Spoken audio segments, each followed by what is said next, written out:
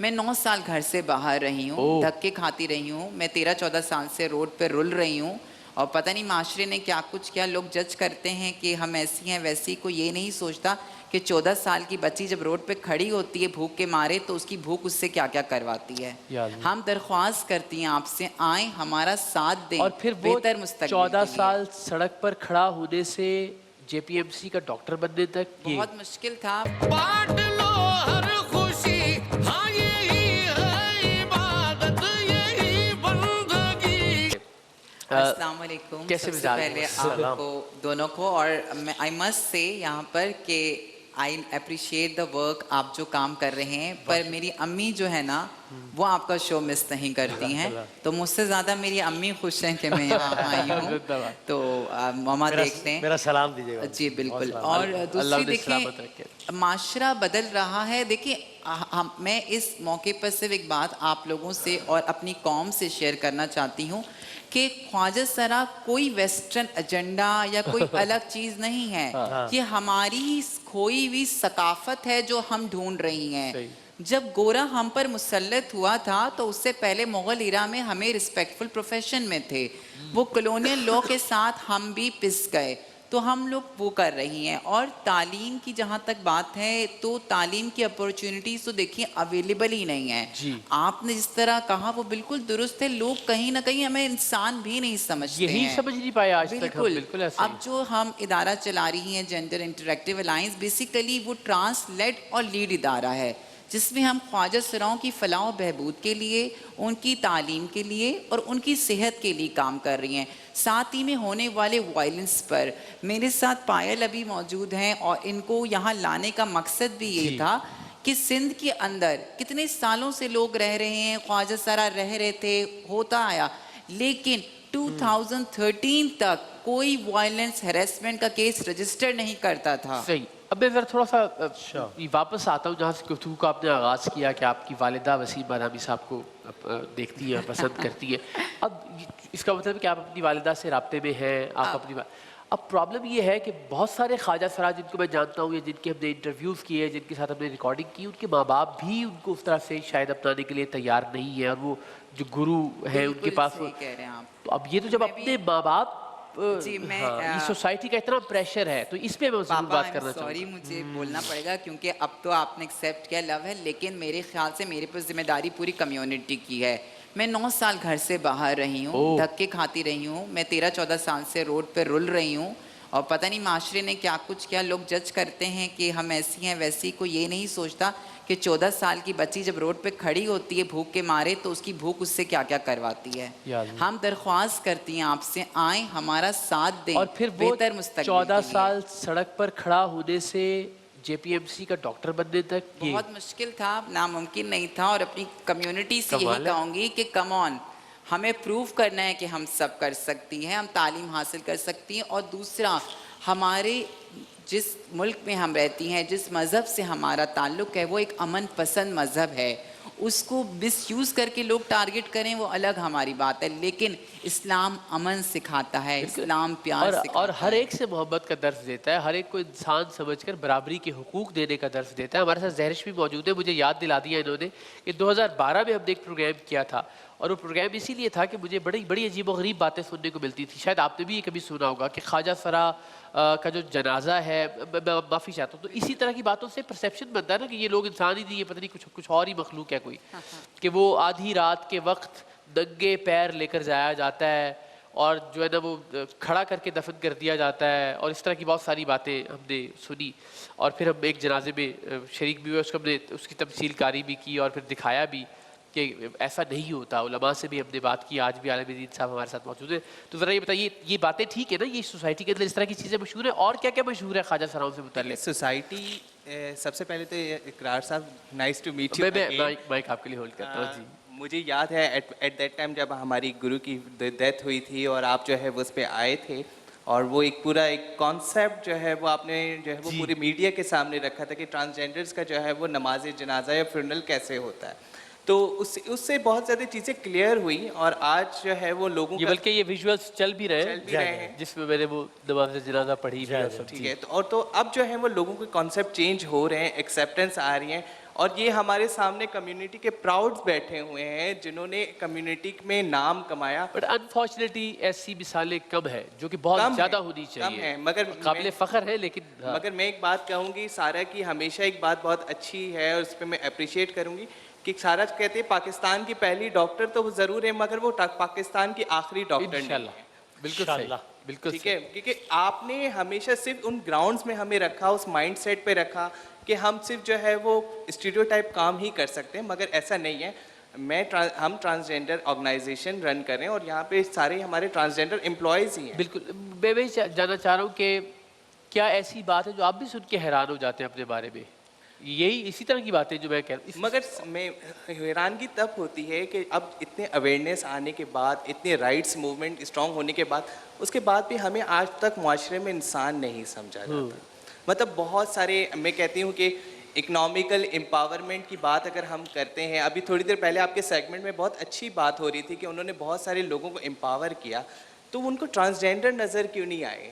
بہت ساری آرگنائزیشن بطور ہماری ایک ویلفیئر آرگنائزیشن کو بہت زیادہ سپورٹ کرتے ہیں, بہت زیادہ انہوں میں جو ہے وہ کیا کہتے ہیں سسٹینیبلٹی بھی کے لیے بھی ہمیں بہت زیادہ سپورٹ کیا, مگر ہیں JDC ہمارے پاس محمود بردرز ہیں, سیلانی جی کا دسترخوان ہمارے یہاں ہر اچھا, فرائیڈے لگتا ہے. کیا بات ہے. اور ہم درخواست بس یہی کرتے, دیکھیں میں آپ سے کہوں کہ میں اپنے آپ کو پریویلیج مانتی ہوں اور مجھے کچھ نہیں چاہیے, پر میری کمیونٹی کی 99% پاپولیشن انڈر پریویلیج ہے. اور ان کے لیے بھی کوشش ہونی چاہیے خود کہ مدد کریں. ان کے لیے بھی کوشش ہونی چاہیے کہ ان کے لیے دسترخوان تو لگ رہا ہے فیلانی کو فلاں میں, مگر جس طرح فیلانی کی بھی یہ کوشش ہے کہ لوگوں کو ان کے پیروں پہ کھڑا کیا جائے, جیسے آپ مثال ہیں اس کی. آپ آئل سے بات کریں کہ ان کی لائف میں کیسے چینج آیا اور وہ کیسے اب سوشل کام میں آ گئی ہیں. جی پائل, پہلے زندگی کیا تھی, اب ذرا مختصراً تاکہ پھر علامہ صاحب کی طرف بھی ہم. السلام علیکم. سب سے پہلے تو میں آپ لوگوں کا شکریہ ادا کروں گی کہ آپ لوگوں نے ہمیں موقع دیا بات کرنے کے لیے اتنا بڑا پلیٹ فارم پہ. سلامت. اور بقایا رہی دوسری بات کہ ہمیں تو پچھلے 10 سال سے میں فنکشن کر رہی ہوں اور میں نے انٹر کیا ہوا ہے, تو اس کے باوجود بھی مجھے کوئی جابس نہیں مل رہی تھی, کوئی جاب نہیں تھی, تو جس کی وجہ سے مجھے اپنا پیٹ تو بھرنا تھا نا, جس کی وجہ سے میں فنکشن کر رہی تھی. ابھی پچھلے 1 سال سے ہی جینڈر الیکٹر الائن میں میں جاب کر رہی ہوں, آؤٹریچ ورکر ہوں, اور بس سب کچھ چھوڑ کے میں ابھی جاب کی طرف آئی ہوں.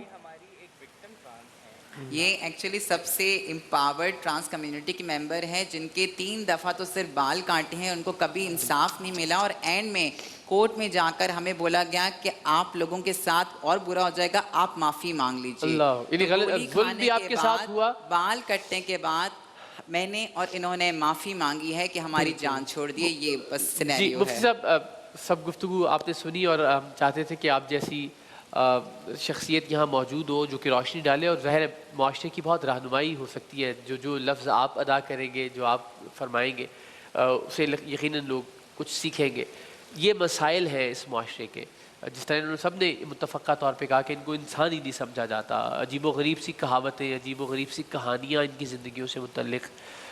دین ہمیں کیا بتاتا ہے, کیا سکھاتا ہے جب خواجہ سلام یقیناً جب ہم اپنی سوسائٹی کو دیکھتے ہیں تو جہاں اور بہت ساری افراط و تفریط نظر آتی ہے, معاشرتی المیہ نظر آتے ہیں, یہ بھی انہی میں سے ایک المیہ ہے, بلکہ میں کہوں گا کہ سنگین المیہ ہے. اور اس کی بنیادی وجہ یہ ہے کہ ہم اسلام کی تعلیمات سے دور ہیں, ہم دین کی تعلیمات سے دور ہیں. کیونکہ دین نے, اسلام نے کہیں سے بھی ہم ذکر پڑھ لیں گے تو ان کو پوری طرح سے انسانوں کے رائٹس دیے ہیں, عزت اور وقار سے نوازا ہے, احترام سے نوازا ہے. جیسے ایک مرد مکلف ہے شرعی احکام کا, ایک عورت مکلف ہے شرعی احکام کی, اسی طرح خواجہ سرا جنہیں فقہ کی زبان میں عربی میں ایک ورڈ ہے مخنث, اور وہ اس لفظ کے اندر احترام دیکھیے کتنا ہے. اس لفظ کا معنی ہے کہ جس کی زندگی میں کوئی کمی بیشی رہ گئی ہو, جس کی زندگی میں کوئی نرمی آ گئی ہو, تو یعنی پرفیکشن جہاں کسی وجہ سے کم ہو گئی فزیکلی, تو کتنا یہ لفظ ہے جس کے اندر ایک احترام پایا جاتا ہے. اور آپ فقہ کا مطالعہ جب کرتے ہیں تو سب سے پہلا چیپٹر آتا ہے طہارت کا, جو وضو اور غسل کا طریقہ بتائے. اس کے بعد آتا ہے نماز. نماز میں صفوں کی ترتیب کے اندر ہر بڑی کتاب میں یہ مسئلہ موجود ہے کہ صفوں کی ترتیب کیا ہوگی، صحیح۔ کہ پہلے مرد کھڑے ہوں گے، پھر بچے کھڑے ہوں گے، پھر خواجہ سرا کھڑے ہوں گے، پھر پیچھے عورتیں کھڑی ہوں اچھا، گی۔ کیا بات ہے۔ اب یہ مسجد میں صفوں کی ترتیب کے مسئلے کو جب فقہا نے اس طرح بیان کیا تو اسی سے اندازہ ہو جاتا ہے کہ تو دین اس سے کتنی اندازہ مقدس اور کریں کہ ان کو پوری طرح انٹرٹین کیا گیا ہے، ڈیفائن کیا گیا ہے، اچھا، قبلہ اور بس انہیں میں- مسجد میں آنے کی بھی اجازت ہے، طے نماز ہو گیا، پڑھنے کی بھی بالکل صحیح۔ اجازت ہے، اور انہیں پوری طرح سے وہ رائٹس حاصل بس یہ ہیں۔ لاسٹلی بیکاز سیگمنٹ کا وقت بالکل اختتام پذیر ہے کہ ظاہر ہے ایک یہ بحث بھی ہے کہ خواجہ سرا کو مرد سمجھنا چاہیے، عورت سمجھنا چاہیے، اور جب جنازے کے یا باقی معاملات ہوتے ہیں تو اس میں پھر کیا مرد کے طور پر ٹریٹ کیا جائے گا، خاتون کے طور پر ٹریٹ کیا جائے گا، یا جی دیکھیے دونوں اس میں 3 قسمیں ہوتی ہیں جی جن میں عورتوں کی علامات زیادہ ہوں گی، ان صحیح۔ کو بطور عورت کے کنسیڈر کیا جائے گا، اور شریعت کے تمام احکامات وہی ہوں گے جو عورتوں کے لیے ہیں۔ صحیح۔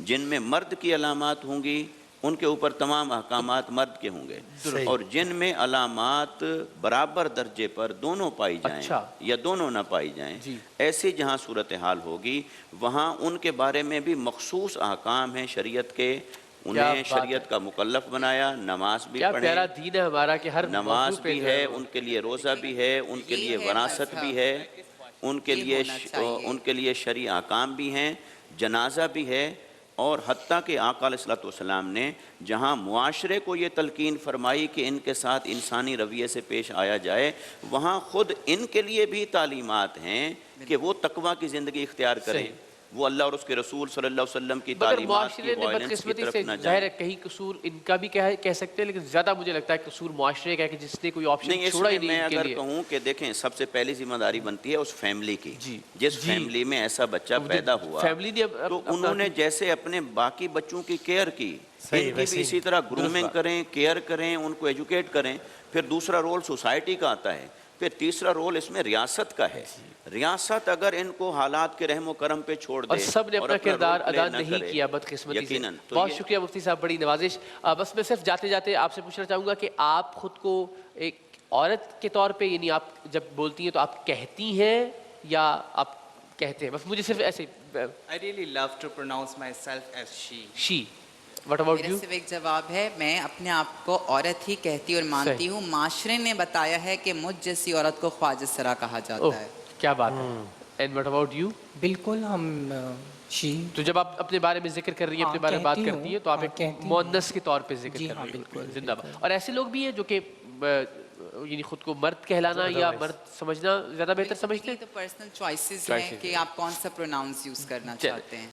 السلام علیکم ایوری ون، دس از شہرار منور صدیقی، اور اس وقت آپ مجھے ARY ڈیجیٹل کے پورٹل پہ دیکھ رہے ہیں۔ Subscribe to the YouTube channel ARY digital.